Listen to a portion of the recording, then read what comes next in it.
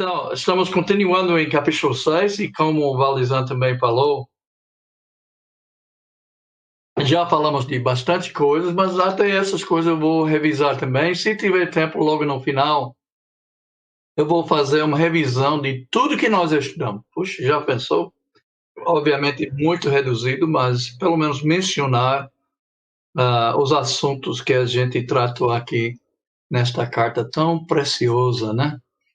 Então vamos ler aqui. Revesti-vos de toda a armadura de Deus, para que poderdes permanecer firmes contra as ciladas do diabo.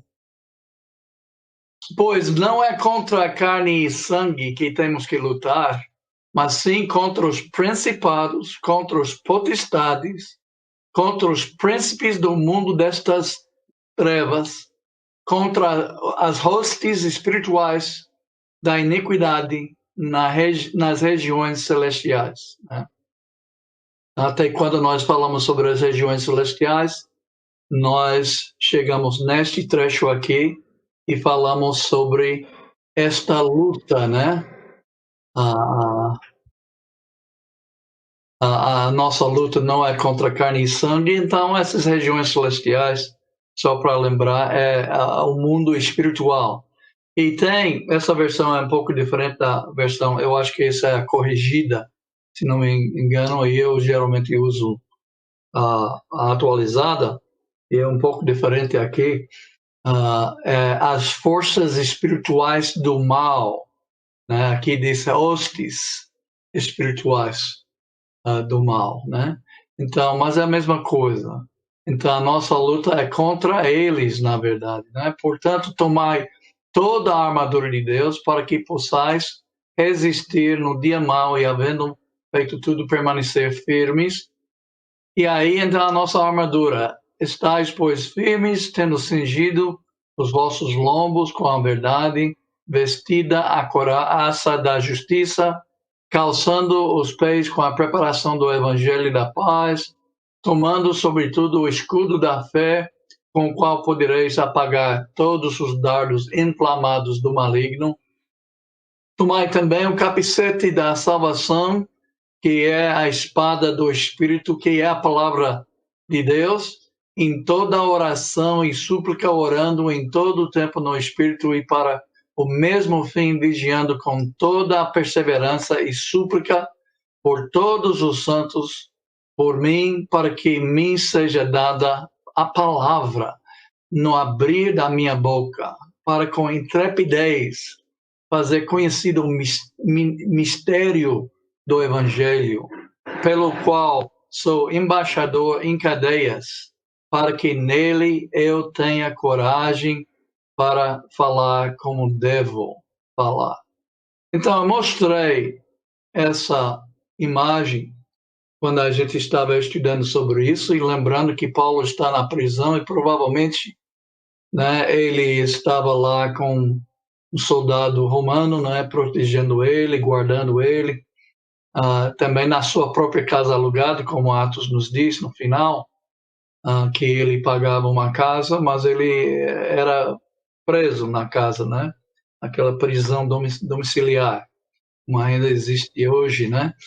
Aí ele podia receber pessoas, podia escrever e mandar cartas, como ele escreveu e mandou essa carta, e talvez esse trecho aqui foi motivado na cabeça de Paulo, obviamente também pela inspiração do Espírito Santo, mas usando esta maneira para mostrar como o cristão deve ficar preparado para esta batalha. Mas nós também, nós falamos sobre o seguinte, essas regiões celestiais. Quando você ouvir a expressão região celestial, regiões celestiais, o que você pensa? E geralmente a gente pensa no céu por vir, não é? Mas será que é aqui que ele está usando dessa maneira? O apóstolo Paulo usou esta expressão 5 vezes na carta que escreveu aos Efésios, ok? Aí, então, o que ele queria dizer com essa expressão? Okay?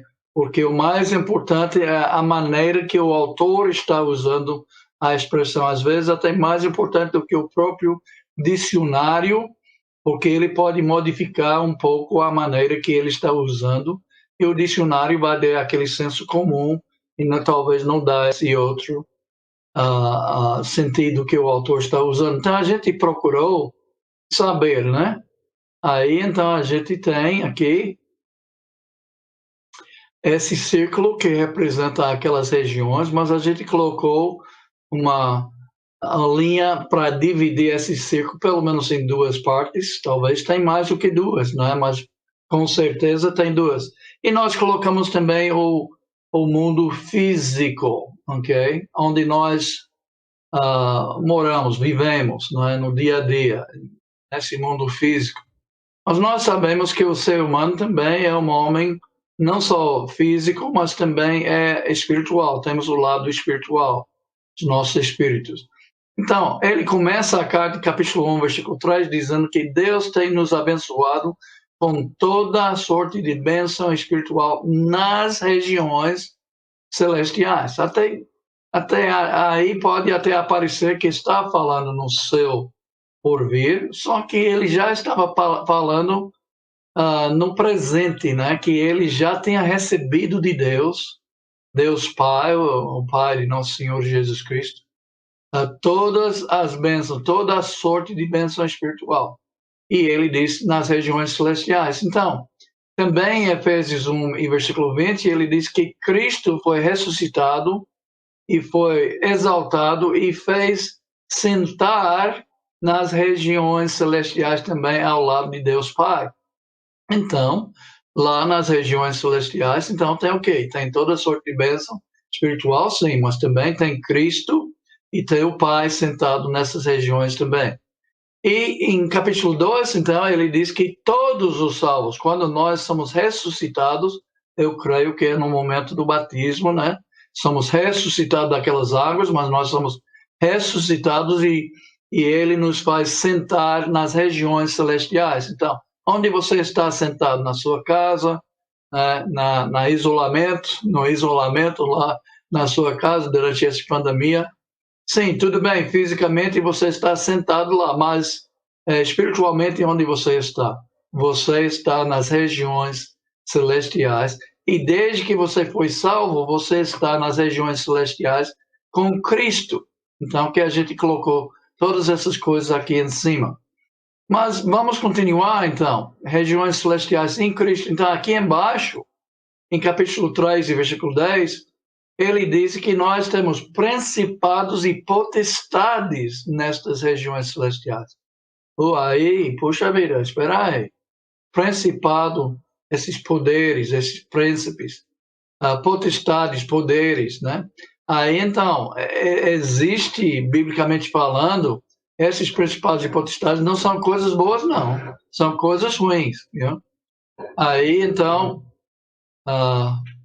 eu gostaria que você entendesse, até em capítulo 2 também fala sobre isso, que a gente, antes de aceitar Cristo, a gente estava seguindo o príncipe da potestade do ar, que agora atua nos filhos da desobediência. Lembra disso? Efésios capítulo 2 e versículo 2 e 3, né? Então, principados e potestades nessas regiões celestiais. E, finalmente, nosso texto hoje, Efésios 6 e 12, nossa luta não é contra carne e sangue, e sim contra essas forças espirituais do mal. Então, enfim, nós temos as regiões celestiais em Cristo e nós temos as regiões celestiais que não estão em Cristo, não é? Porque são as forças espirituais do mal. E ele disse aqui que a nossa luta não é contra sangue e carne, né? Mas sim contra essas forças espirituais do mal. Não é muito diferente do que Paulo falou em Colossenses capítulo 1, versículo 13, onde ele diz que nós fomos transportados do império das trevas para o reino do Filho do seu amor.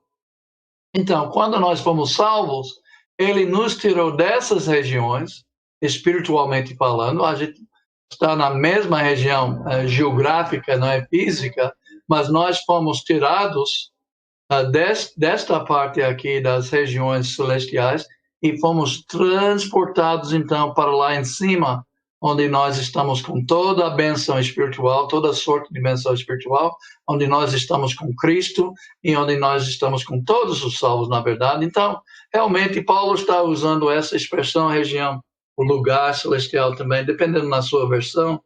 Aí, então, está usando para falar do mundo espiritual, onde nós estamos numa luta e onde nós devemos ser preparados. Então, eu encontrei um soldado romano um pouco melhor, talvez, do que aquele outro que eu tinha mostrado, e eu queria compartilhar com vocês, né, estas figuras aqui. E ele fala aqui, revestivos de toda a armadura de Deus para poderes permanecer firmes contra as ciladas do diabo.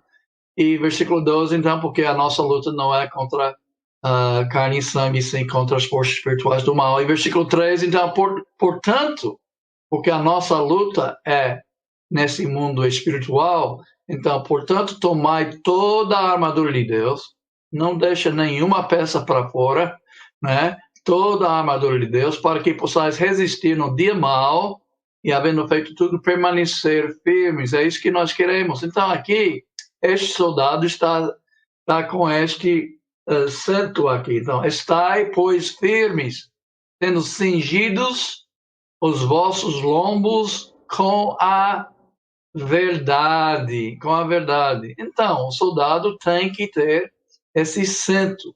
Ele tem que ser cingido com a verdade. A verdade, então, é representada pelo centro aqui. Até nessa imagem aqui é um centro bonito, né? Mas né, para ajudar ele nas batalhas, né? Mas vem de onde esta verdade? Bem, só tem uma única fonte dessa verdade espiritual, que é a palavra de Deus, é a nossa Bíblia.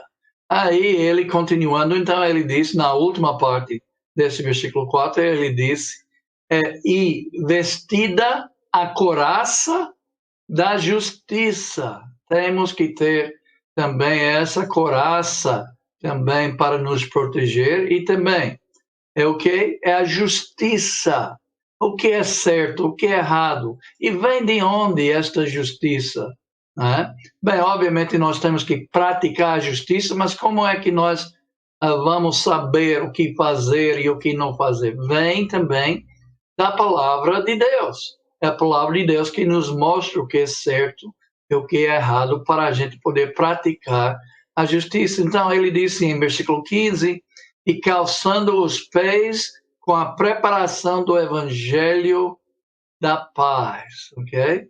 Então, outra peça importante, os sapatos, botas, ou né, sandálias desse soldado para proteger os pés.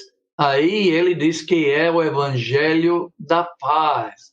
E mais uma vez, vem de onde este evangelho da paz? Eu não conheço outra fonte para o evangelho se não é a palavra de Deus também, não é a Bíblia. Então, o que eu estou dizendo para vocês é que eu acredito que cada uma dessas peças é baseado na palavra de Deus. É por isso que é tão importante fazer o que vocês estão fazendo. Vocês estão estudando a palavra de Deus comigo, ou com outras pessoas, ou com você mesmo lá em casa, que deve fazer o seu próprio estudo também, né? Mas a coisa boa é que nós estamos recebendo todas essas peças da nossa armadura através do estudo que nós estamos fazendo, né? E capítulo 6 também, versículo 16, tomando sobretudo o escudo da fé, com o qual podereis apagar todos os dardos inflamados do maligno. Então, outra coisa muito importante, fé, o escudo da fé. Então, mas, mais uma vez, de onde vem a nossa fé? Nós sabemos que vem da palavra de Deus. Até Paulo falou sobre isso em Romanos, não foi? Pela pregação da palavra, aumenta a nossa fé. Pelo estudo da palavra, aumenta a nossa fé. Então, mais uma vez, há uma ligação forte aqui com a palavra de Deus. E finalmente aqui, então, não é final, tem depois disso, em termos de defesa, né, de armadura que nos protege, né? Então é o fim. Mas ele disse em 17: tomai também o capacete da salvação. Okay? Capacete também muito importante. E aí, vestido desse capacete, então, salvação. Né? Salvação. E de onde vem a salvação? Então, mais uma vez, vem através de Jesus Cristo, mas onde é que nós aprendemos sobre Jesus Cristo? Onde é que nós aprendemos o plano de salvação? Através da palavra de Deus. Então, tudo isso eu acho que Paulo está mostrando como é importante ficar dentro da palavra de Deus. Vocês lembram quando Jesus estava sendo atacado lá no deserto, né, por Satanás? Ele sempre o que citava a palavra de Deus para mostrar para Satanás o que estava certo, né? E aquela palavra de Deus estava protegendo ele também. E ainda tem mais uma peça aqui, que é, em versículo 17, a última parte, a espada do Espírito, que é a palavra de Deus. Então, o soldado cristão tem que estar pronto com a espada do Espírito, que é o quê? A palavra de Deus. Vem de onde? Essa vez é mais óbvio, né? Claro que vem da palavra de Deus. Vem da nossa Bíblia. Vem da nossa Bíblia. E veja bem, eu sei que a passagem não fala isso, mas quando você tem uma igreja cheio de irmãos vestidos dessa armadura, então você vai ter uma igreja forte, né? Você vai ter uma igreja pronto para a batalha espiritual, não é? E eles vão poder realmente ganhar as batalhas e cumprir a missão de Deus aqui na Terra e a missão de levar todos os irmãos para o seu porvir. Então, é muito importante que nós sejamos, então, realmente preparados, e nós vamos nos preparar como? Com a palavra de Deus. A palavra de Deus que nos protege, a palavra de Deus que realmente nós temos que pregar, não só para nos proteger, mas para ganhar outros soldados também, para juntar nesta igreja cheia de soldados, né? Terminando a leitura aqui sobre isso, talvez é uma parte que às vezes a gente nem pensa que faz parte do soldado, mas realmente, logo depois da última peça aqui, a espada, ele começa a falar sobre o quê? Ele começa a falar sobre comunicação, e a comunicação com Deus, né? Ele fala aqui, um momento, vou abrir aqui o YouTube também para assistir. Aí ele começa a falar, então, sobre a comunicação, mas ele fala nesse sentido, né? Ele fala usando a palavra, ele não fala usando a palavra comunicação, ele fala usando a palavra. Deixa eu ver aqui. Desculpe. Estou vendo aqui não.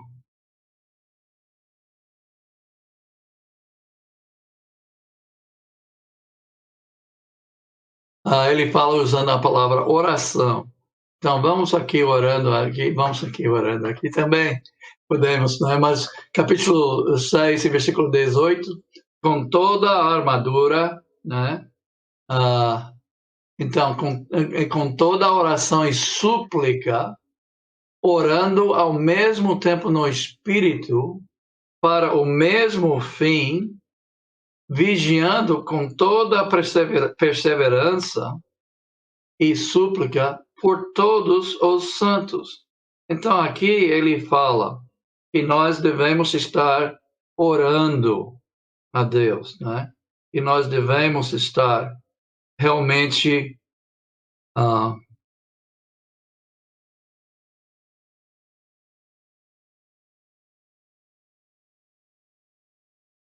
pronto. Santos. Então aqui ele fala que nós finalmente abri, né? Aí então, Eu vou deixar lá só para poder ver um pouco aqui de vez em quando, para ter a certeza que está saindo bem o vídeo também, ok? Então, vamos lá. Então, com toda a oração e súplica, orando, então, comunicação, nós precisamos estar falando com o nosso comandante, lá na sede militar, lá no céu, não é? Nosso capitão Jesus Cristo, não é? Ele está pronto para nos ajudar, mas nós precisamos comunicar para ele, e nós precisamos comunicar para ele não somente sobre as nossas necessidades, mas ele fala aqui por todos os santos. Então, todos os outros soldados cristãos que estamos nesta batalha juntos, nós devemos estar orando e pedindo que Deus ajude eles nas suas batalhas para ganhar a vitória, não é? Então, e também, continuando aqui, por mim, Paulo disse, ore por mim. Já pensou em um homem mais forte do que Paulo? Mas mesmo assim, ele também precisava das forças que vêm de Deus. Ele diz, e por mim, para que me seja dada a palavra no abrir da minha boca, para com intrepidez.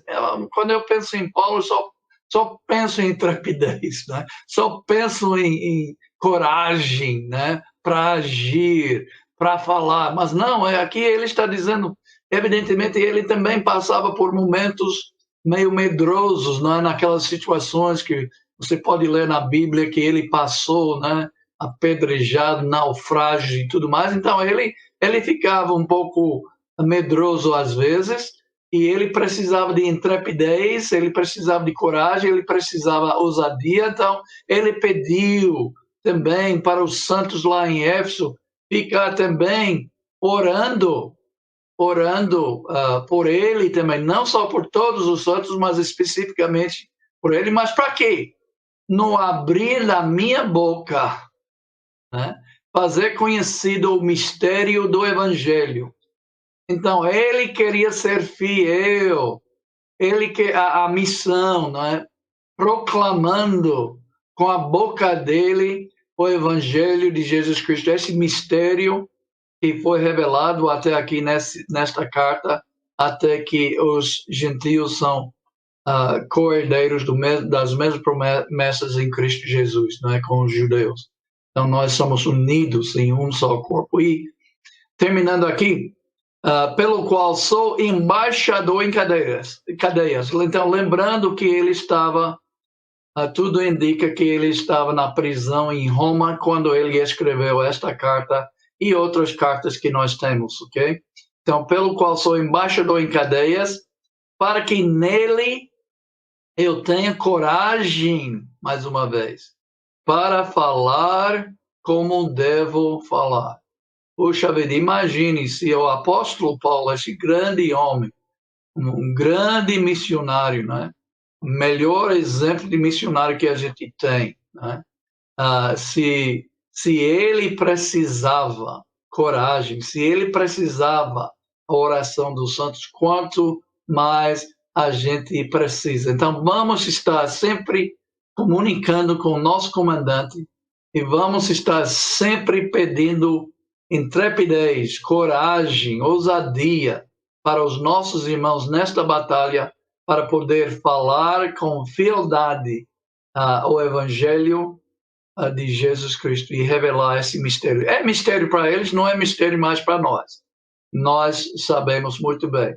E aí, então, ele também, continuando aqui, em capítulo 6, ele termina a carta falando o seguinte: ora, para que vós também possais saber como estou e que estou fazendo, Tíquico, irmão amado, fiel ministro no Senhor, vos informará de tudo. Então, evidentemente, Tíquico estava levando esta carta para eles, de Roma, para eles lá em Éfeso. E aí, eles estavam um pouco preocupados, né? Ele até falou para eles em capítulo 3, não desfaleçais nas minhas aflições. que eu estou passando, né? Ele não queria que eles ficaram preocupados com ele. Ele sabia muito bem o que ele estava fazendo e tudo bem, estava na prisão, mas ele estava fiel e estava realizando a obra mesmo na prisão, né? Como, por exemplo, esta carta. Então, mas ele sabia que o que ele falou em capítulo 3 não ia resolver toda a preocupação que os irmãos em Éfeso estavam tendo com ele. Então, ele disse, quando Tíquico chegar, então, esse irmão amado, esse fiel ministro, ele vai falar de todo o meu estado aqui e vocês vão ficar mais tranquilos, o qual vos envio para este mesmo fim. Então, eu estava até enviando ele para este fim, para, né, realmente tranquilizá-los, né? E saudá-los. Nós não temos muitas saudações pessoais aqui, mas eu creio que Tíquico deve ter dado muitas saudações pessoais aqui para eles quando ele chegou com essa carta, né? Então, para que saibais do nosso estado e ele vos conforte o coração. Então, vocês não se preocupem comigo, eu estou bem, mas o Tíquico vai lá também para, como Jesus falou, né? Não se turbe o vosso coração, né? Então, Paulo também não queria que o coração deles ficasse perturbados com o estado dele. 23. Paz seja com os irmãos e amor com fé da parte de Deus Pai e de nosso Senhor Jesus Cristo. A graça seja com todos os que amam o nosso Senhor Jesus Cristo por amor incorruptível. Então, ele termina a carta como ele começou a carta. Ele começou a carta saudando a igreja com a graça e paz. E aqui também, 23, a paz. E 24, a graça. Disse que talvez ele estava usando a paz, a shalom. Shalom, não é, para os judeus, que era a palavra paz, desejando uma vida tranquila e próspera. Para os judeus, entre os judeus, a saudação foi assim, shalom. E a graça também foi uma coisa que os gentios usavam, né, até antes de chegar na igreja, mas ele também era uma saudação deles. Então, é possível que ele usou desde o início e também no final, para ilustrar que nós estamos juntos nesta igreja, judeus e gentios, e nós devemos conviver juntos em amor, né? Amor incorruptível, como disse aqui. E então nós chegamos no final da nossa carta, né? Então vou começar aqui um resumo. Eu tenho mais 30 minutos ainda, né? E eu acho que vai dar tranquilamente para a gente terminar. Então, em primeiro lugar, nós começamos com um estudo da história da igreja. A igreja foi plantada a partir de Atos, capítulo 18. Vocês sabem que Atos é chamado Atos dos Apóstolos, né? Mas é, na verdade, a história da igreja primitiva, a história da igreja no primeiro século. Na verdade, é 30 anos de história, desde o início de Atos até o fim, é mais ou menos 30 anos da história da igreja, desde o início da igreja até a prisão de Paulo em Roma. E aí para, né? Mas em 18, ele começa deixando aquele casal lá presente, Priscila e Áquila, né? Ele vai embora, né? Aí depois ele volta.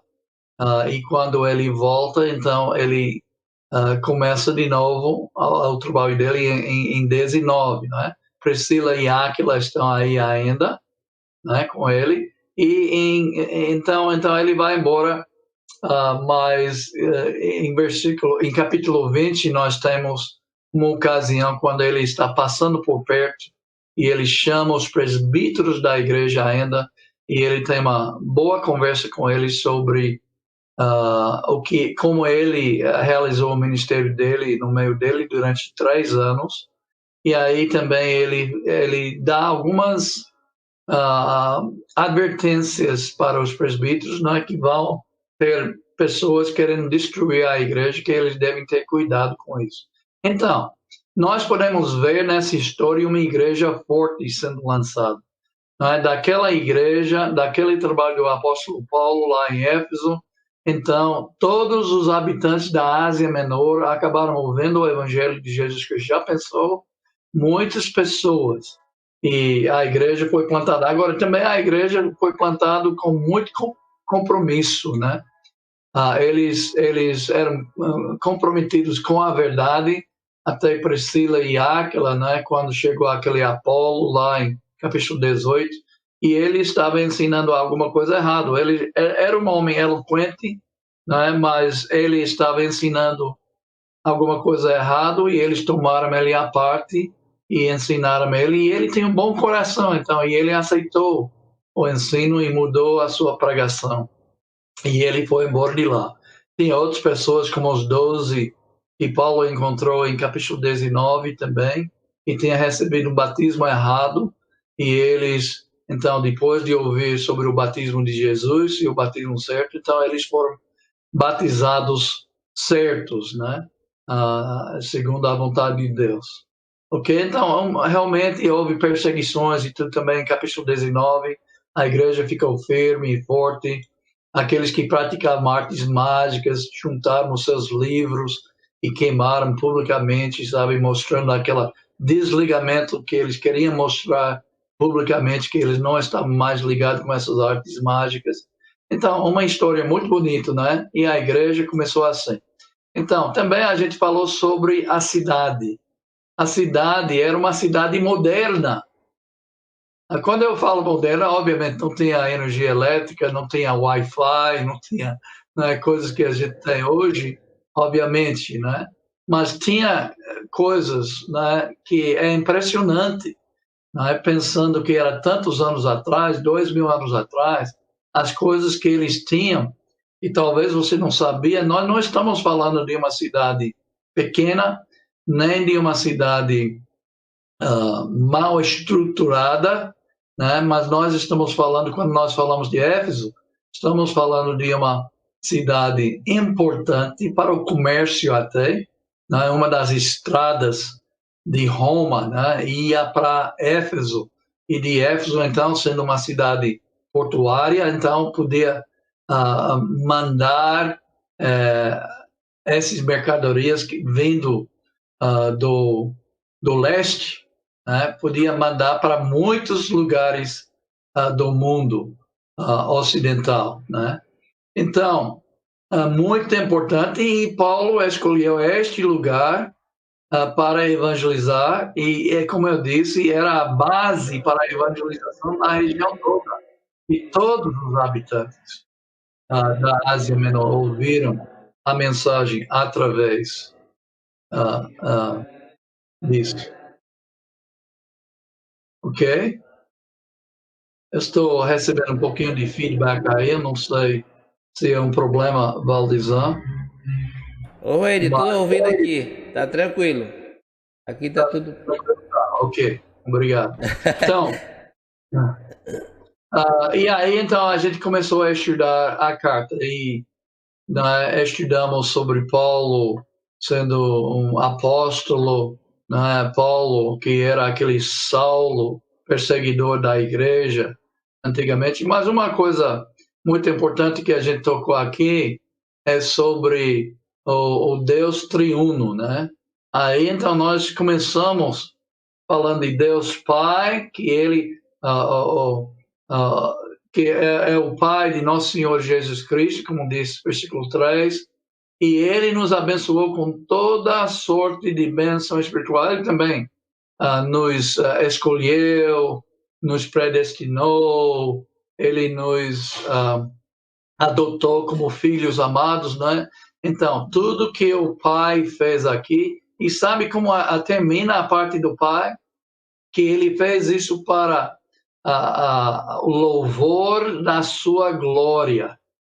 Então, o Pai tem feito isso para nós, né? Nos abençoando com toda a sorte de bênção espiritual, para louvor da sua glória. Nós não merecemos o louvor para nada, né? Deus merece todo louvor e glória. Aí vem o Filho amado, né? Então, o que o Filho amado fez? Ele derramou o seu sangue, ele morreu na cruz para a remissão dos nossos pecados, ok? E nós temos a salvação, então, através do sacrifício de Jesus. E aí, então, também, ele fez outras coisas aí e desvendou o mistério, né? Aqui nessa carta, a gente fica sabendo mais sobre o mistério, mas já em capítulo 1 ele já menciona que foi Cristo, o trabalho dele que ele fez de desvendar este mistério, né? Que não é mais mistério, agora é conhecido, né? É revelado. Aí, então, não está mais escondido. Então, e por que Jesus fez tudo isso? Ele fala que Jesus fez tudo isso para o louvor da sua glória. Mesma coisa do Pai, ele merece o mesmo louvor e glória que o Pai fez, porque o Pai fez a sua parte, o Filho fez a parte dele, e finalmente aqui em versículos 13 e 14, então nós temos o trabalho do Espírito Santo, né? Nos selando, todo mundo que é salvo é também selado com o Espírito Santo, e ele se torna também o penhor, né? A garantia da nossa salvação. E aí, em versículo 14, ele fala por quê? Para louvor da sua glória. Que coisa. Então, Deus Pai fez o que ele fez, para quê? Para o louvor da sua glória. Deus Filho fez a parte dele, para quê? Para o louvor da sua glória. Deus Espírito Santo está nos selando e garantindo, ainda hoje ele fez para quê? Está fazendo para quê? Para louvor da sua glória. Então, uma bela mensagem aqui sobre o nosso Deus triuno, né? Aqui a gente usa, às vezes, a palavra trindade. A palavra trindade não aparece na Bíblia, mas é uma boa palavra, porque ela representa o nosso Deus único, um só. Esses não são três deuses diferentes. Juntos, eles compõem um só Deus, e um só Deus em qualquer aspecto, seja Filho, seja Pai ou seja Espírito, merece a mesma honra e a mesma glória. Alguém até estava dizendo alguma vez que nós não devemos cantar cânticos ao Espírito Santo, porque a Bíblia não fala em lugar nenhum que nós devemos dar a honra e glória ao Espírito Santo. Bem, não é a verdade. Essa pessoa não estava vendo esta passagem aqui em capítulo 1 de Efésios, né? Obviamente tem também aqui. E aí a gente estudou sobre as regiões celestiais e eu até fiz já um pequeno resumo hoje, então não vou demorar aqui para ter mais tempo para outras coisas aqui, mas muito importante a gente entender o uso de frases que como o autor está usando a frase, né? Então, nesse caso, muita gente começa a ler isso e começa a pensar sobre o lar celestial que Jesus está preparando para nós e algum dia ele vai voltar para nos levar e tudo mais, mas a verdade é que não é isso não, né? Não é isso. Aí então, regiões celestiais, lugares espirituais, muito importante que você entende. E nós estamos pregando, segundo o capítulo 3, talvez eu não fale isso hoje, mas em capítulo 3, nós estamos pregando as insondáveis riquezas de Cristo. Nós estamos fazendo conhecido a multiforme sabedoria de Deus para os principados e potestades nos lugares celestiais. Não é que nós temos a esperança que eles... Aí, então, não é que nós vamos ganhar eles para Cristo, mas tem espíritos de seres humanos nestes lugares espirituais que estão no lado errado, não estão no lado com Deus, e eles precisam ser transportados, ok, para o reino do Filho do seu amor, como disse em Colossenses capítulo 1 e versículo 13. Muitas vezes até ensino também no seminário Colossenses e Gálatas, e são também cartas escritas para igrejas nesta região, E Colossenses também encaixa muito bem. Até tem muitos versículos em Colossenses que são quase iguais aos versículos em Efésios. Então, dá para ver que foi a mesma pessoa que escreveu. Porém, em Colossenses, ele não usa a expressão regiões celestiais. Né? Ele usa mais o reino, império, domínio e esse tipo de expressão. Mas tudo bem. Aí, então, outra coisa aqui, nós falamos sobre o poder que nós temos. Ele até disse, nós devemos abrir os nossos olhos para ver a suprema grandeza do seu poder para com os que cremos. E Paulo incluía ele mesmo na conversa quando ele disse, nós cremos. Então, para com todos os que creem em Cristo Jesus, então tem um poder de Deus operando em nós, ele diz. E ele explica no final de capítulo 1, ele explica que este poder é o mesmo poder que Deus usou quando ele ressuscitou Cristo dos mortos, quando ele fez ele assentar nos lugares celestiais, acima de toda autoridade, de todo nome, né, que se pode falar, né, não só naquele século também, mas ele falou até no vindouro. Então isso continue sendo a verdade para nós hoje. Cristo está acima. O mesmo poder que fez ele o cabeça da igreja é o mesmo poder que ressuscitou ele dos mortos, que fez ele sentar nos lugares celestiais, que colocou ele com toda a autoridade sobre todas as coisas. Nós temos este poder operando em nós. Né? Aí, então, a gente foi para capítulo 3, porque em capítulo 3, versículos 20 e 21, também ele diz, né, que Deus pode fazer infinitamente mais do que tudo quanto pensamos, ou pedimos, ou pensamos, conforme o quê? Conforme o seu poder, que opera onde? Que opera em nós. E quem merece a glória? A Ele seja a glória na igreja, em Cristo Jesus, para todas as gerações, para todos sempre. Amém. É uma das minhas passagens favoritas mesmo. Então, nós não devemos andar aqui pobres, né, de poder, né, fracos.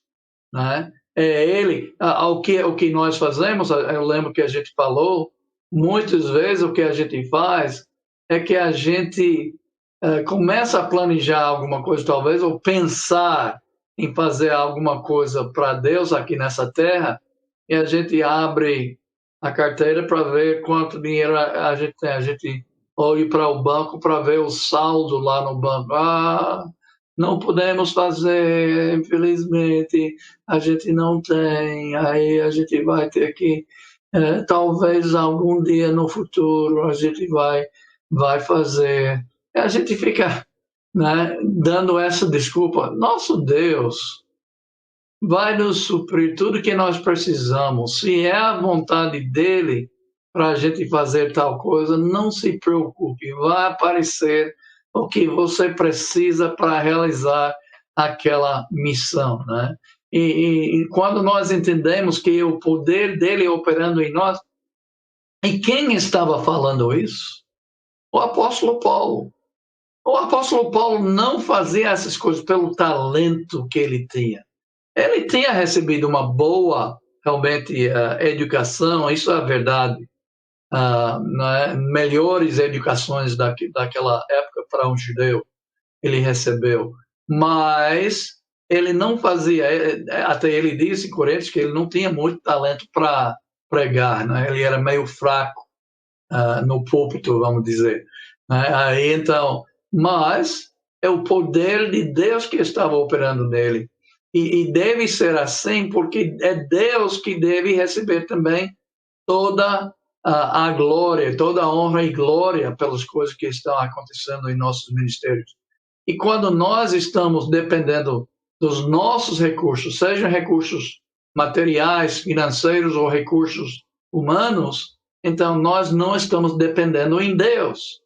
E o que ele está nos ensinando aqui, nós devemos depender no poder de Deus para realizar as coisas que nós precisamos realizar aqui na Terra. Então, também, capítulo 2, então, nós falamos sobre a salvação dos gentios e judeus juntos, né? Desde o versículo 1, ele vos deu vida, estando vós mortos nos vossos delitos e pecados. Esse vos provavelmente está se referindo aos gentios que estavam na igreja, e depois ele vai dizer, todos nós, em versículo 3, ele inclui ele mesmo, então está falando sobre os judeus, que ele era judeu, mas todos nós também fomos merecedores, filhos, ele diz filhos da ira, mas eu interpreto isso como sendo merecedores da ira de Deus, né? E aí, em versículo 4, então, essa foi a nossa situação antes de conhecer Cristo, mortos nos vossos delitos e pecados, mas, sim, em versículo 4 ele usa essa palavra, mas Deus sendo rico em misericórdia, por causa do seu grande amor com quem nos amou, estando nós mortos nos vossos delitos e pecados, nos deu vida juntamente com ele, pela graça sois salvos, né?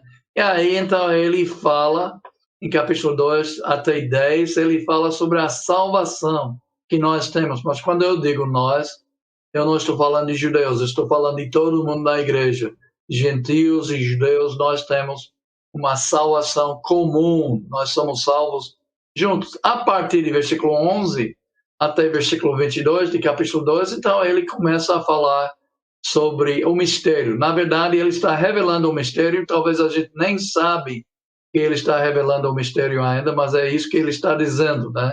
Ele está falando que o mistério é que agora, em Cristo Jesus, judeus e gentios são unidos em um só corpo através da cruz. Então, quando Cristo morreu na cruz, ele não só morreu para salvar você, para me salvar, para salvar a humanidade, ele morreu na cruz para unir todos os homens em um só corpo. Ele derrubou aquela parede da divisão entre judeus e gentios. Lembrando, mais uma vez, que os judeus consideravam dois tipos de pessoas no mundo, eles e os outros. Né? Judeus, gentios foi todos os outros povos eram gentios, né? Então, judeus e todos os outros povos. Então, mas agora, judeus e todos os outros povos estão unidos em um só corpo, né? Por quê? Porque Cristo morreu na cruz para unir todo mundo em um só corpo. Porque nós sabemos também que quando ele usa a palavra corpo, que Paulo está falando da igreja, da uma só igreja. Ele também, perto do final do capítulo, ele usa várias coisas. Ele fala sobre nós somos da mesma edificação, edificados sobre o mesmo fundação que Jesus Cristo, a pedra angular, que os apóstolos e profetas lançaram essa fundação. Ele também fala que nós somos o mesmo santuário dedicado a Deus. Nós somos juntos, nós somos da mesma família, nós somos concidadãos, então nós somos da mesma pátria. E falando tudo sobre a nossa unidade. Então, chegando em capítulo 3, a gente aprende que o ministério dele foi revelar esse mistério. E o mistério era que os gentios são co-herdeiros, membros do mesmo corpo e co-participantes em Cristo Jesus. Né? Então, não há uma diferença mais. Acabou a diferença entre judeus e gentios. Então, antes existia uma diferença. Deus realmente escolheu uma nação, um povo, né? Abraão, a família dele escolheu Jacó, cujo nome era mudado para Israel, e formou uma grande nação lá em Egito, e depois voltou para a Terra Prometida. Aí na Terra, então, se tornou uma grande nação, com reis como Davi, vitorioso, e Salomão, né, com uma grande expansão de reino. Então, eles foram favorecidos, mas não existe mais isso, né? O nosso evangelho é para todas as criaturas, não é para todas as nações que nós devemos pregar, sem acepção de pessoas, não é? Este é o mistério. Os judeus não entenderam isso em outras gerações, como agora foi revelado aos seus santos apóstolos e profetas, ele disse também em capítulo 3, né? E também aprendemos que a igreja foi planejada antes da fundação do mundo, né? O eterno propósito de Deus incluía a igreja. Infelizmente, tem algumas pessoas hoje que não acreditam nisso, que dizem que não, Jesus veio estabelecer seu reino aqui na terra, mas ele foi rejeitado, portanto, ele colocou. Aí, então, a igreja foi planejada antes da fundação do mundo. Isso não é um segundo plano, isso não é um plano B. Isso não é um plano porque o primeiro plano fracassou. Então, a ideia até é meio absurdo, porque dizem que Jesus falhou e ele não cumpriu a sua missão de estabelecer o reino. Portanto, algum dia ele vai voltar a estabelecer seu reino aqui na Terra. Errado! E qual é a confiança que você tem se ele falhou a primeira vez? Qual é a confiança que você tem que ele não vai falhar a segunda vez? Isso não faz sentido. Nosso Deus não falhou, ele planejou a igreja antes da fundação do mundo e, na verdade, a igreja é o reino do nosso Senhor Jesus Cristo aqui na terra e ele está reinando dentro de cada um de nós.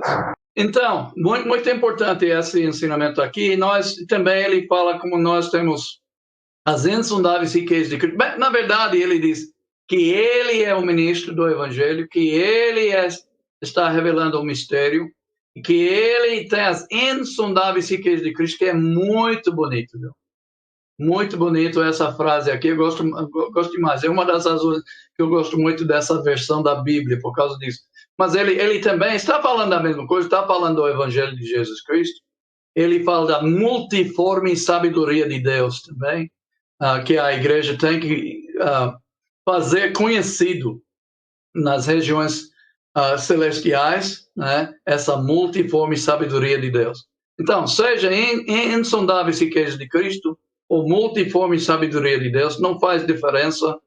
A missão da igreja é pregar este evangelho e revelar o mistério. O mistério é que todos nós somos salvos em um só corpo, seja gentio, seja judeu, seja, né, chinês, americano, africano, não faz diferença entre na igreja hoje. Nós somos todos juntos, unidos, né? Também aqui, como nós devemos lutar para manter essa unidade. Então, ele começa a partir de capítulo 4 a falar sobre a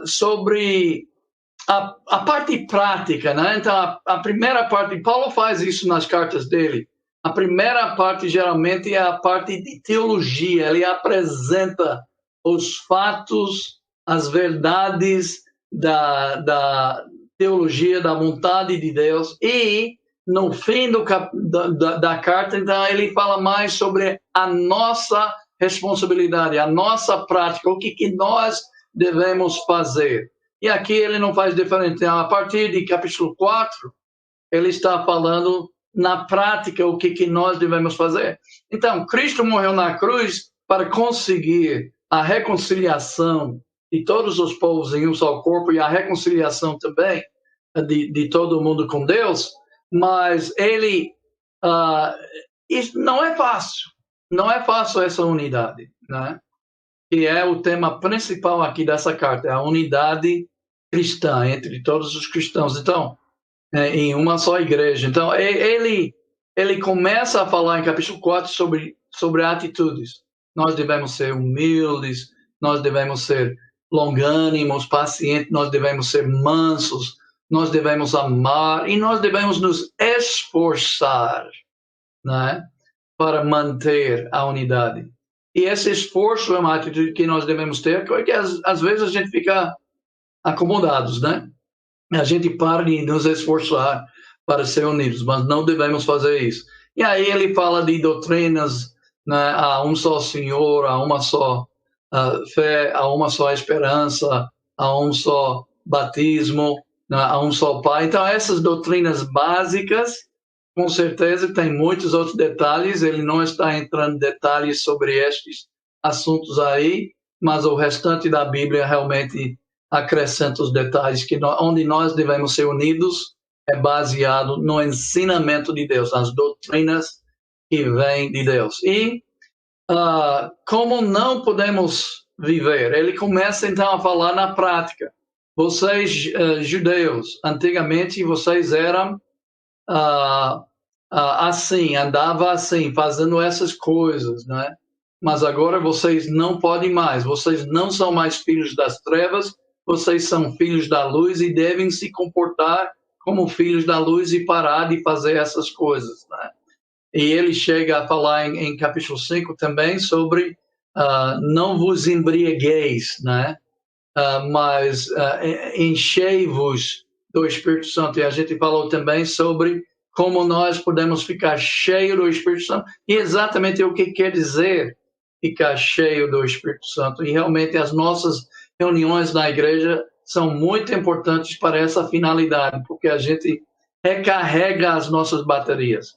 Mas usando o termo bíblico, nós nos enchemos do Espírito Santo na reunião para poder enfrentar o mundo na segunda-feira, né? Em nossas vidas no dia a dia, em nossos trabalhos, nossas escolas, né? E realmente resistir. Então, a gente começa durante a semana, né?